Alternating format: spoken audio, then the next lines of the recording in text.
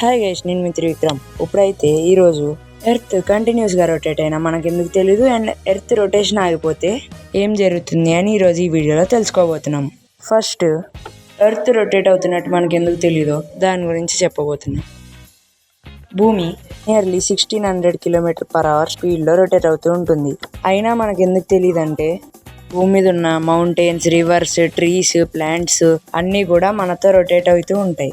ఒకవేళ ఈ రొటేట్ అవ్వకుండా ఓన్లీ మనం రొటేట్ అవుతే అప్పుడు మనకు తెలుస్తుంది ఎర్త్ రొటేట్ అవుతున్నప్పుడు. సెకండ్ టాపిక్, సడన్గా ఎర్త్ రొటేట్ అవ్వడం ఆగిపోతే ఏం జరుగుతుంది? ఎర్త్ దగ్గర 1100 mph స్పీడ్లో రొటేట్ అవుతుంది. అది కూడా యాంటీ క్లాక్ వైజ్ డైరెక్షన్లో. మనం కూడా ఆ ఎర్త్ తోటే రొటేట్ అవుతాం. ఒకవేళ ఎర్త్ సడన్గా రొటేట్ అవ్వడం ఆగిపోతే మనం ఈస్ట్ సైడ్ పడిపోతాం, అండ్ మన భూమి మీద ఉన్నవన్నీ కూడా ఎగిరిపోతాయి. దానివల్ల ఫ్లడ్స్, ఎర్త్ క్వేక్స్, సునామీస్ అన్నీ వస్తాయి.